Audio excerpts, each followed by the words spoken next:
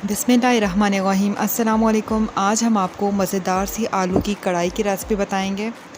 बहुत ही tasty recipe बनती है, तो आपने इसे लाजमी ट्राई करना है।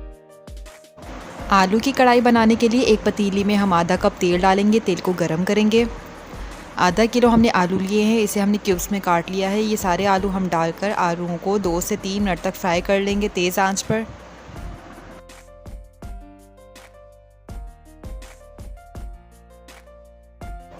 2 से 3 मिनट के बाद हम इसके अंदर 1 खाने का चम्मच अदरक लहसुन का पेस्ट डाल देंगे। इसे भी हम 1 मिनट के लिए आलूओं के साथ फ्राई कर लेंगे दरमियानी आंच पर।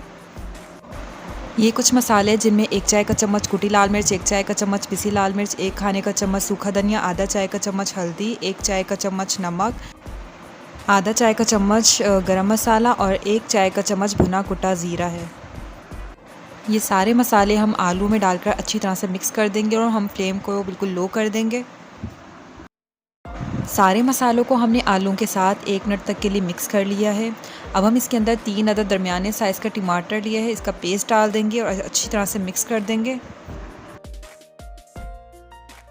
अच्छी तरह से मिक्स करने के बाद हल्की आंच पर हम 6 से 7 मिनट पका लेंगे ढककर, जब तक कि आलू हमारे गल ना जाएं। 7 मिनट हो गए हैं, आलू भी सॉफ्ट हो गए हैं। अब हम इसके अंदर आधा कप फेंटी हुई दही डालकर अच्छी तरह से आलूओं को भून लेंगे।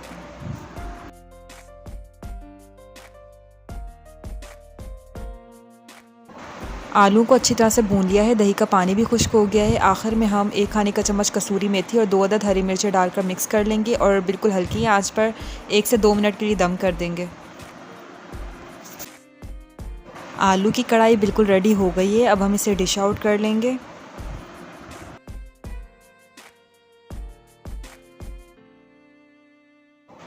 तो तैयार है बहुत ही मज़ेदार सी आलू की कढ़ाई। आप इसे लाजमी ट्राई करें, बहुत टेस्टी और झटपट बनती है। वीडियो पसंद आई है तो वीडियो को लाइक करें।